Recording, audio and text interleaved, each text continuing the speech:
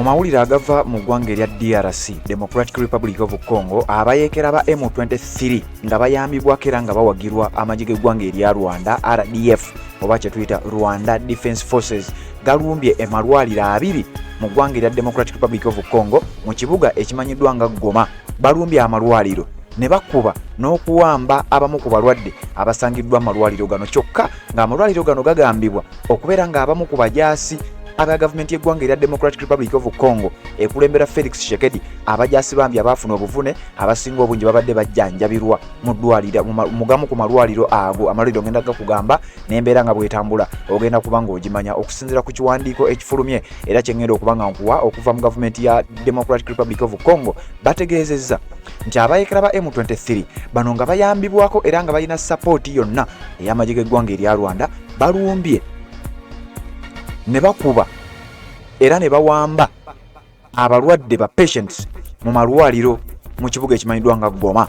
Jjukira ekibuga kino kye kibuga ekinene era ekikulu ekya province emanyiddwa nga North Kivu. Kyokka jjukira gwe abadde atugoberera abasajja bano baludde ebbanga nga bagamba nti ekibuga kino ekimanyiddwa nga North Kivu baakiwamba era ne bakizza mu mikono gyabwe nga bo abayeekera ba M23. Emabega kaawo wawulidde bbomu ezaatulise mu kibuga kino mu kibuga kiri eky'emmanga ekimanyiddwa nga Bukavu, kakati ng'ate nakyo kye kibuga ekikulu ekya province emanyiddwa nga South Kivu. Kakati mu North Kivu ekibuga ekimanyiddwa nga Goma kye bazze bagamba nti kino baakiwamba ne bakizza mu mikono gyabwe nti era tekikyali mu mikono gya gavumenti emanyiddwa eya Felix Tshisekedi. Kakati ate wulira ebivuddeyo. Abayeekera bennyini mu kibuga kye bagamba nti baawamba nti era kiri mu mikono gyabwe ate balumbye mu nkola era ey'ekiyeekera ne balumba amalwaliro 2 omuli eddwaliro erimanyiddwa nga CBCA Ndosho Hospital. Lino balirumbye ne baba nga bakubye ne batwala n'abalwadde be bawambye nga bagamba oba nga abalwadde abatwaliddwa bateeberezebwa okuba nti gaali magye oba magye ga Democratic Republic of Congo, wabula ababadde bafuna obufune nti balumbibwa amini balujjanjabibwa malwaliro ago. Eddwaliro eddala lye balumbye era nga nalino nalyo lisangibwa mu kibuga ekimanyiddwa nga Goma.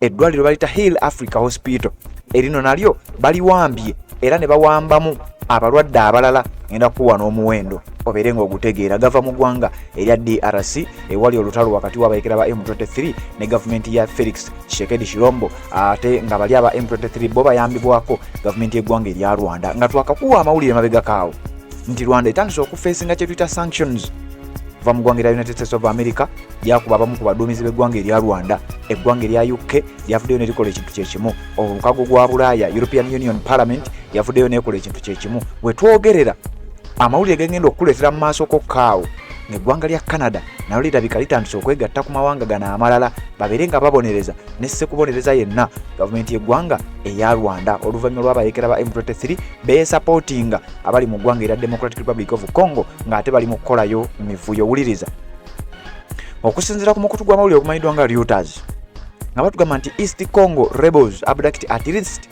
130 hospital patients era nga bagamba nti ripooti eno yavudde mu kitongole ky'amawanga amagatte ekya United Nations. Wulira bwe bagamba okuvaako mu kibuga Geneva ekya Switzerland ennaku z'omwezi nga 3 lunaku olwajjo omukutu gw'amawulire ogumanyiddwa nga Reuters guno nga guripootinga Rwanda backed M23 rebels launching an offensive in the East Democratic Republic of Congo abducted at least 130 sick and wounded men from 2 hospitals in the city of Goma last week. Ekitongole eky'amawanga amagatte ekya United Nations kyategeezezza abayeekera bano nga bayambibwa ku gavumenti y'eggwanga eya Rwanda balumbye amalwaliro 2 era ne bawamba abalwadde n'abalina obuvune abasukka mu 103. Ekyo kyakoleddwa last week mu kibuga Goma. Naye nkugambye yogera abavaayo ne bategeeza nti ekibuga Goma kino kyera bo baakiwamba era mbu kiri mu mikono gyabwe. Kakati ate ekibuga ekiri mu mikono gyabwe ate bagambibwa okuba ate balumbye eddwaliro eriri mu kibuga ekiri mu mikono gyabwe nga bwe bagamba ate ne baba nga bawambye abalwadde. Ensonga eyabawambisizza tennaba kubeera nga yetegeerekeka naye kansooke nkutwale mu maaso n'okuwa ekiwandiiko kino. M23 fighters raided CBCA Ndosho Hospital and Hill Africa Hospital during the night of February 28th, taking 116 and 15 patients respectively. Wuliriza bwe bagamba okusinzira ku mwogezi w'ekitongole ky'amawanga amagatte ekirwanirizi ky'eddembe kye tuyita United Nations Human Rights Office, ono bamuyita Ravina Shamdasani mu ggwanga erya Democratic Republic of Congo. Amawulire ge yajjeeyo, abayekera ba M23 balumbye eddwaliro lye bayise CBCA Ndosho Hospital. Eno bawambyeyo abalwadde 116. Tebakomyawo ne bagamba bano tebajja kutumala, tulina okugenda mu maaso n'okulaba nga twongera okuwamba abalala. Tulumye eggwanga erya Democratic Republic of Congo bwe baafudde mu CBCA Ndosho Hospital n'abalwadde 116 ne balumba ate eddwaliro eddala baliyita Africa Hill Africa Hospital, eno nayo ne bawambayo abalwadde 15. Ekitongole ky'amawanga amagatte United Nations ne kyongera okuvumirira n'amawanga amalala ne geegatta ku kitongole ekyo ne bongera okuvumirira abayekera ba M23 era ne bongera okuteeka akazito gavumenti y'eggwanga erya Rwanda ekulembera Paul Kagame Lutagambwa oluvannyuma lw'okuwa support okuwagira obuyekero obugenda mu maaso mu ggwanga erya Democratic Republic of Congo nti kati bano be mwawambye mugenda bakozesa ki, era ddala kikolwa kifaanana kitya kino okulaba nga muwamba abalwadde abali ku ndiri. The abducted men were suspected of being Democratic Republic of Congo soldiers, all members of a pro-government militaria known as Wazalendo. Abayekera bana ba M23 mu kugenda okuwamba abantu bano mu ddwaliro ne kigambibwa nti abamu ku bawambiddwa bateeberezebwa okubeera ng'abamu ku bo bandi baba abajaasi aba gavumenti y'eggwanga erya Democratic Republic of Congo oba bandibeera gwampuliriza nga balwanyi abayambako gavumenti y'eggwanga erya DR Congo.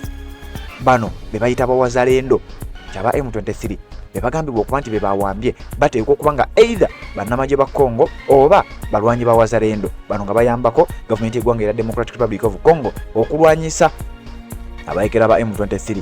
Kakati wano onaawulira amalwaliro 2 gawambiddwa, abalwadde abasoba mu 113 bagambibwa okuba nti bawambiddwa. Abayekera ba M23 Paul Kagame Lutagambwa ne gavumenti y'eggwanga eya Rwanda nga bakamala okukubwa sanctions okuva mu mawanga ag'enjawulo, kigambibwa nti bayolekedde akaseera akazibu. International community, amawanga ag'enjawulo n'ebitongole eby'enjawulo okwetolola ensi yonna batandise okuvaayo n'ebigambo ebivumirira era nga bagamba Paul Kagame ekyamazima osusse. Kakati onaawulira ebinaavaayo. Mukutu gwa Redison TV webale kubanga okyagoberera ina gy'osinzira okubanga gy'otulabye.